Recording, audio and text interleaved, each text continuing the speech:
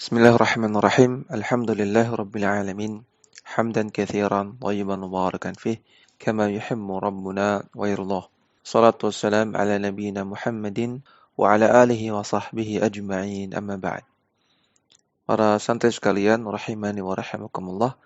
Kembali kita lanjutkan membaca kitab Ta'liqatun ala Syarhi Sunnah lil Imam Al-Muzanni rahimahullahu taala, yang ditulis oleh Syekh Abdul Razak bin Abdul Muhsin Al-Abbad Al-Badr, hafizahullahu ta'ala. Syekh Abdul Razak bin Abdul Muhsin Al-Abbad mengatakan, qauluhu al-imanu qaulun wa amalun. Perkataan Al-Muzanni yang beliau mengatakan iman itu adalah perkataan dan perbuatan. Ajma'a ahlus sunnati ala madmuni hadha ta'rifi. Ahlus sunnah sepakat terhadap isi kandungan dari definisi tersebut. Bahwasanya iman itu terdiri dari perkataan dan perbuatan. Kandungannya sepakat, namun lafaz definisinya tidak disepakati oleh ulama. Jadi ada beberapa bentuk lafaz yang lain dari definisi iman yang nanti akan disebutkan di sini. Qala al-Imam Asy-Syafi'i rahimahullahu. Al-Imam Asy-Syafi'i rahimahullah mengatakan, kana al-ijma'u min as-sahabati wat tabi'ina min ba'dihim mimman adraknahum annal imana qaulun wa amalun wa niyyatun. Sudah menjadi kesepakatan para sahabat, para tabi'in yang datang setelah mereka, yang pernah kami temui. Mereka mengatakan bahwasanya iman itu adalah perkataan, perbuatan, dan niat. Niat artinya keyakinan. La yujzi'u wahidun minats thalathati illa bil akhari. Tidak cukup hanya salah satu dari tiga perkara tersebut kalau tidak dibarengi yang lainnya. Artinya harus tiga-tiganya. Qaulun, amalun, niyatun. Maka perhatikan di sini ada definisi yang lain. Kata Asy-Syafi'i, iman itu qaulun wa amalun wa niyatun. Ada tambahan niyatun. Demikian juga qala al-Imam Muhammad bin Husain Al-Ajurri rahimahullahu taala. Al-Imam Muhammad bin Husain Al-Ajurri atau lebih sering dikenal dengan Al-Ajurri saja, rahimahullah, beliau mengatakan, "I'lamu rahimanallahu wa iyyakum." Ketahuilah, semoga Allah Subhanahu wa taala merahmati kami dan juga Anda sekalian. Annalladzina 'alaihi ulama'ul muslimin. Yang disepakati oleh para ulama kaum muslimin, annal imana wajibun ala jami'il khalqi. Bahwasanya iman itu hukumnya wajib untuk semua makhluk. Wa huwa tasdiqun bil qalbi wa iqrarun bil lisani wa amalun bil jawarihi. Dan iman itu definisinya adalah membenarkan dengan hati, menetapkan dengan lisan, dan mengamalkan dengan anggota badan. Dalam kitab beliau yang bernama Asy-Syari'ah, karya Al-Ajurri. Nah, maka perhatikan di sini ada definisi yang lain lagi. Iman itu adalah tasdiqun bil qalbi, membenarkan dengan hati. Iqrarun bil lisani, mengikrarkan atau mengucapkan dengan lisan. Wa amalun bil jawarihi, dan mengamalkan dengan anggota badan. Nah, walaupun lafaz dari definisinya itu berbeda-beda dari para ulama Ahlussunnah, kandungannya sebetulnya sama saja. Kandungannya sama. Bahwasanya iman itu qaulun wa amalun. Nah, penjelasannya adalah sebagai berikut. Wa qauluhu al-imanu qaulun wa amalun tanawalat hadhil jumlatu amrayni. Perkataan bahwasanya iman itu adalah perkataan dan perbuatan ini mencakup dua perkara. Yang pertama, qaulul qalbi, perkataan hati. Wa huwa ma yaqumu bil qalbi min i'tiqadin wa tasdiqin wa iqanin. Perkataan hati adalah apa yang terjadi di dalam hati berupa keyakinan, pembenaran, dan keyakinan. Maka kalau qalbi itu sama dengan an-niyatu dalam definisinya Asy-Syafi'i, dan sama dengan tasdiqun bil qalbi dalam definisinya Al-Ajurri. Liqaulihi ta'ala, berdasarkan firman Allah Ta'ala, wa kadzalika nuri Ibrahima malakutus samawati wal ardi waliyakuna minal muqinin. Dan demikianlah kami perlihatkan kepada Ibrahim kekuasaan kami di langit dan juga di bumi, agar dia termasuk orang-orang yang yakin. Surat Al-An'am ayat 75. Perhatikan di sini Allah Subhanahu wa taala menyebutkan iman, menyebutkan orang yang beriman dengan muqinin, orang yang yakin. Maka salah satu unsur dari iman adalah yakin. Dan yakin itu qaulul qalbi. Kemudian yang kedua, qaulul lisani, perkataan lisan. Wa huwa an-nutqu bisyahadataini. Maksudnya adalah mengucapkan dua kalimat syahadat.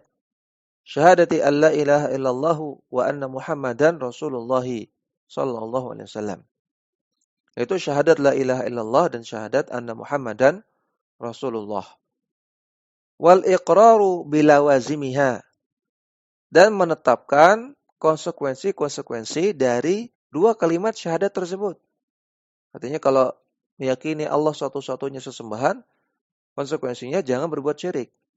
Kalau meyakini bahwasanya Muhammad sallallahu alaihi wasallam adalah utusan Allah, maka konsekuensinya ikuti tuntunan beliau, jangan berbuat bid'ah. Liqaulihi subhanahu wa ta'ala, berdasarkan firman Allah subhanahu wa ta'ala, wa idza yutla 'alaihim qalu amanna bihi innahul haqq. Ketika dibacakan kepada mereka, mereka mengatakan amanna bihi, kami beriman terhadapnya. Dan ini bentuknya ucapan. Qalu amanna bihi, mereka mengucapkan, kami mengimaninya. Innahul haqq, sesungguhnya itu adalah kebenaran. Surat Al-Qasas ayat 53. Yang dimaksud dengan mereka di sini adalah orang-orang ahli kitab zaman dahulu yang beriman. Yang dimaksud dengan bihi di sini maksudnya adalah Al-Qur'an. Maka mereka di sini mengucapkan keimanan dengan lisan, amanna bihi. Menunjukkan bahwasanya ucapan lisan itu bagian dari keimanan. Fal qawlu 'inda al-itlaqi yashmalu qawlal qalbi i'tiqadan wa qawlal lisani nutqan. Maka kesimpulannya qaul secara mutlak mencakup dua perkara. Perkataan secara mutlak mengandung dua perkara. Yang pertama, qaulul qalbi, perkataan hati, berupa i'tiqadan, berupa keyakinan. Yang kedua, qaulul lisan, ucapan lisan, berupa nutqan, ucapan. Kama qala subhanahu wa ta'ala, sebagaimana firman Allah subhanahu wa ta'ala, qulu amanna billahi. Ucapkanlah, aku beriman kepada Allah. Surah Al-Baqarah ayat 136. Ay qulu dzalika biqulubihim, ay qulu dzalika biqulubikum mu'taqidina wa bi alsinatikum natiqina mutalaffidhina. Maksudnya adalah ucapkan keimanan tersebut dengan hati kalian, dengan kalian meyakininya, dan juga ucapkan dengan lisan kalian, dengan kalian mengucapkannya, melafalkannya. Wa kaqaulihi sallallahu alaihi wasallam, dan juga sebagaimana sabda Nabi sallallahu alaihi wasallam, qul amantu billahi tsumma istaqim. Katakanlah aku beriman kepada Allah, kemudian setelah itu istiqomahlah. Jadi kata Nabi, qul, katakanlah aku beriman kepada Allah. Tentunya ini ucapan yang diucapkan dengan lisan dan juga diyakini dalam hati.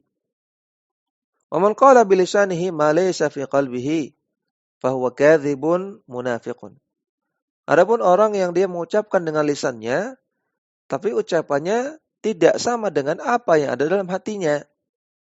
Misalnya lisannya mengucapkan amantu billah, aku beriman kepada Allah. Tapi dalam hatinya tidak mengimani.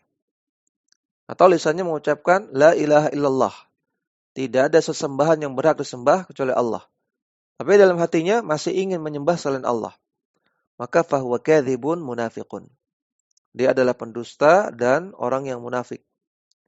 Walidzalika dzammallahu jalla jalaluhu al-munafiqina ala qaulihim bi afwahihim ma laysa fi qulubihim.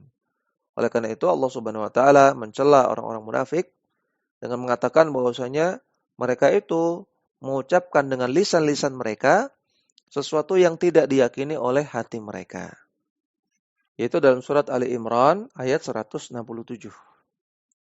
Kemudian wa amma idza ja'al qawlu muqayyadan fin nususi fahuwa bihasabi ma quyida bihi.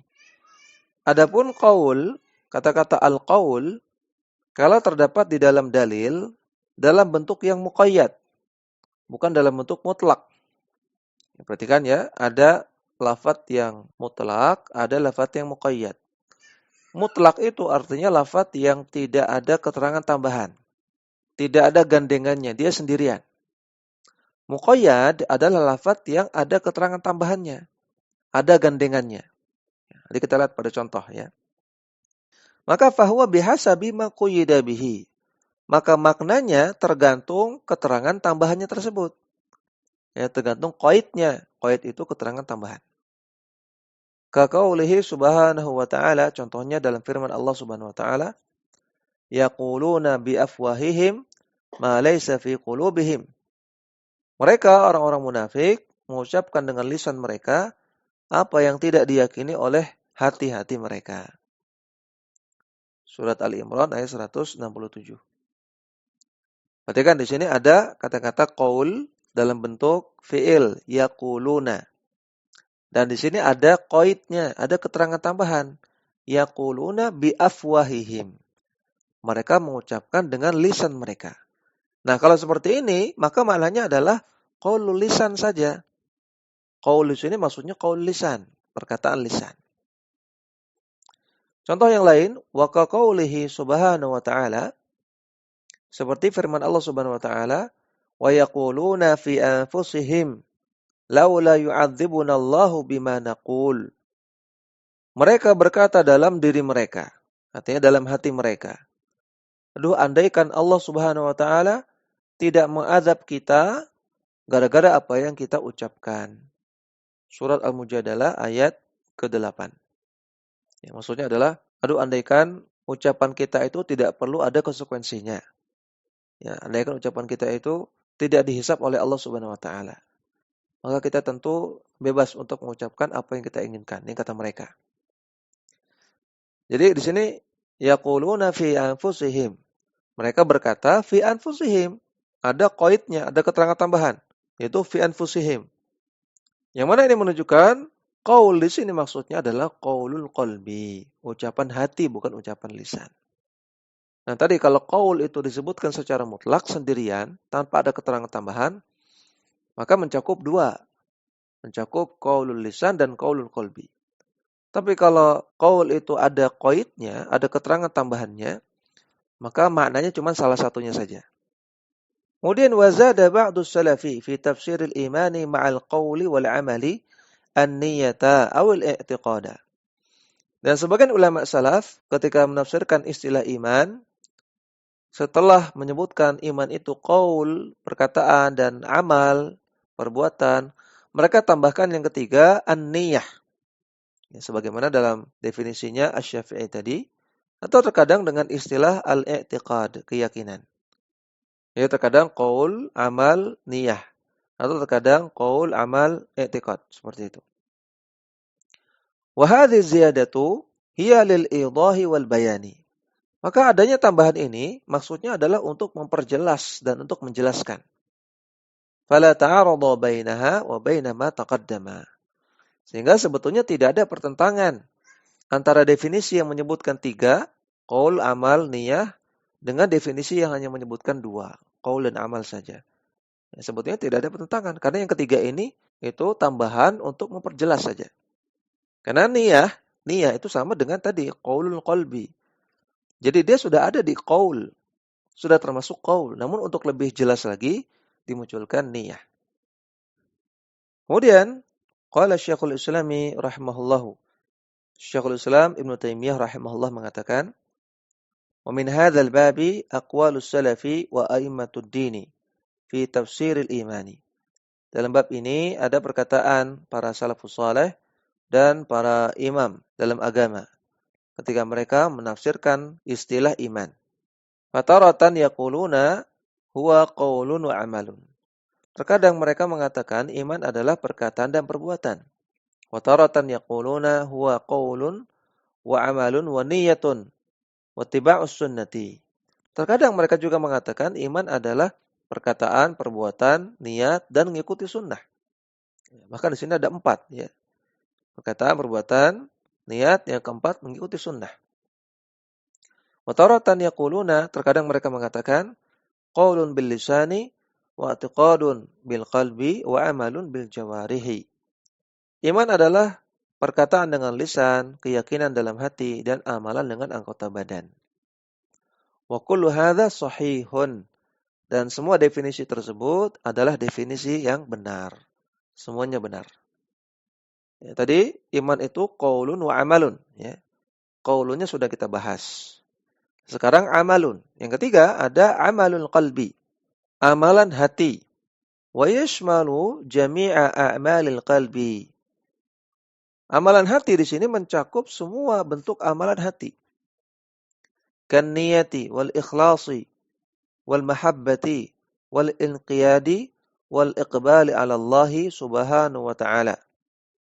Contohnya seperti niat. Niat itu amalan hati. Selain merupakan perkataan hati, juga merupakan amalan hati. Karena adanya gerakan dalam hati. Sebagaimana dalam bahasa Indonesia ada istilah hatinya tergerak untuk memberikan pertolongan. Nah, maka maksudnya adalah hatinya ketika itu muncul niat ya, untuk melakukan pertolongan. Jadi niat itu termasuk perkataan hati dan juga amalan hati. Contoh amalan hati yang lain adalah ikhlas. Demikian juga mahabbah, cinta. Demikian juga al-inqiyad, patuh, taat. Demikian juga al-iqbal 'ala Allah, menyerahkan semua urusan kepada Allah. Wala wazimi dzalika wa tawabi'ihi. Dan juga kelaziman-kelaziman dari amalan-amalan tersebut dan juga turunan-turunannya. Kama qala subhanahu wa ta'ala, sebagaimana Allah subhanahu wa ta'ala berfirman, walladzina yu'tuna ma ataw wa qulubuhum wajilah. Dan orang-orang yang memberikan, maksudnya menyedekahkan harta yang mereka miliki dalam keadaan hati mereka bergetar karena rasa takut kepada Allah Subhanahu wa taala. Annahum ila rabbihim raji'un. Karena mereka meyakini bahwasanya mereka akan dikembalikan kepada Rabb mereka. Surat Al-Mu'minun ayat 60. Perhatikan di sini, qulubuhum wajilatun, hati mereka bergetar karena takut. Maka hati bisa bergetar, dan bergetar itu perbuatan. Maka ayat ini menunjukkan bahwasanya perbuatan hati atau amalul qalbi ini termasuk keimanan. Wa ghairu dzalika minan nususi ad-dallati ala wujubit tawakkuli wal inabati wal khasyati wa sairi a'malil qulubi. Dan dalil-dalil yang lain yang menunjukkan wajibnya tawakal, wajibnya inabah, wajibnya khasyah, dan wajibnya amalan-amalan hati yang lain. Ya, perhatikan tawakal, inabah, khasyah ini amalan, tapi amalan hati. Sedangkan oleh Allah diwajibkan. Diwajibkan untuk tawakal, diwajibkan untuk inabah atau taubat, diwajibkan untuk khasyah kepada Allah. Sehingga ini juga menunjukkan bahwasanya amalan hati itu bagian dari keimanan. Yang keempat, amalul lisani, amalan lisan. Wa hiya al-a'malul lati la tu'adda illa bihi. Yaitu amalan yang tidak bisa ditunaikan kecuali dengan lisan. Katilawatil Qur'ani wa sairil adhkari min at-tasbihi wa tahmidi wa du'ai wa ghairi dzalika. Seperti membaca Al-Qur'an, seperti membaca zikir-zikir, baik tasbih, tahmid, demikian juga berdoa dan amalan-amalan lisan yang lain. Kama qala Allah azza wa jalla, sebagaimana Allah azza wa jalla berfirman, ya ayyuhalladzina amanu udhkurullaha dzikran katsira. Wahai orang-orang yang beriman, berzikirlah kepada Allah dengan zikir yang banyak. Wasabbihuhu bukratan wa asila. Dan bertasbihlah kepada Allah di pagi hari dan di sore hari. Surat Al-Ahzab ayat 41 sampai 42. Di sini Allah perintahkan orang-orang beriman untuk berzikir. Sedangkan zikir adalah amalan lisan. Sehingga amalan lisan adalah bagian dari iman. Yang kelima, amalul jawarihi, amalan anggota badan. Wahia al-amalul lati la tuadda illa bil jawarihi, yaitu amalan-amalan yang tidak bisa ditunaikan kecuali dengan anggota badan. Kal qiyami wal ruku'i was sujudi wal masyi fi mardatillahi subhanahu wa ta'ala. Ya, seperti berdiri, ruku dan sujud, maksudnya salat. Demikian juga berjalan untuk mencari ridha Allah Subhanahu wa taala, seperti berjalan ke masjid, berjalan ke majelis ilmu, berjalan untuk haji atau umroh, tawaf, sa'i. Nah, ini semua amalul jawarih, amalan anggota badan. Qala azza wa jalla, Allah azza wa jalla berfirman, "Wa ma kana Allahu liyudhi'a imanakum." Sungguh Allah Ta'ala tidak akan menyia-nyiakan iman kalian. Surah Al-Baqarah ayat 143. Ai salatakum. Imanakum dalam ayat ini maksudnya adalah salat kalian. Nah, di sini Allah sebutkan salat dengan istilah iman. Masamma salata imanan. Allah sebutkan salat dengan istilah iman dalam ayat ini. Sehingga ini menunjukkan bahwasanya amalan anggota badan termasuk dalam cakupan iman. Jadi poin ketiga, keempat, dan kelima ini, amalul qalbi, amalul lisan, amalul jawarihi, ini sekaligus bantahan kepada orang-orang murji'ah yang mereka meyakini bahwasanya amalan bukan bagian dari iman. Padahal dalam ayat ini saja Al-Baqarah 143 jelas. Wa ma kana Allahu liyudhi'a imanakum. Allah tidak akan menyia-nyiakan iman kalian. Maksudnya salat kalian. Karena ayat ini membahas tentang perpindahan kiblat. Kiblat yang tadinya ke Baitul Maqdis dipindahkan ke Masjidil Haram.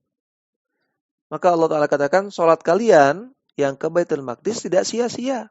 Tetap akan dihisab, tetap akan dihitung pahalanya. Sehingga Allah Ta'ala katakan, wa ma kana Allahu liyudhi'a imanakum. Allah tidak akan menyanyiakan salat kalian. Salat Allah sebut dengan iman. Berarti iman mencakup amalan anggota badan. Amalan bagian dari iman. Nah, maka tadi sebagaimana kata Syekh Abdul Razak bahwasanya para ulama Ahlussunnah sepakat terhadap kandungan definisi iman adalah qaulun wa amalun. Ya, ini kandungannya disepakati.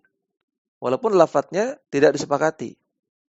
Karena qaulun wa amalun di sini ada breakdown-nya. Ya, ada rinciannya. Qaulun itu qaulul qalbi dan qaulul lisan. Amalun itu amalul qalbi, amalul lisan, dan amalul jawarih. Nah, kalau kita breakdown seperti ini, maka tidak akan bertentangan dengan definisi-definisi yang lain. Yang mengatakan iman itu qaulun, amalun, niyatun, atau qaulun, amalun, i'tiqadun, atau tasdiqun bil qalbi, iqrarun bil lisan, amalun bil jawarihi, atau tadi qaulun wa amalun wa niyatun wa ittiba'us sunnati, semua ini tidak bertentangan. Demikian yang bisa kita baca, mudah-mudahan bermanfaat. Wassallallahu ala nabiyyina Muhammadin wa ala alihi wa sahbihi wasallam.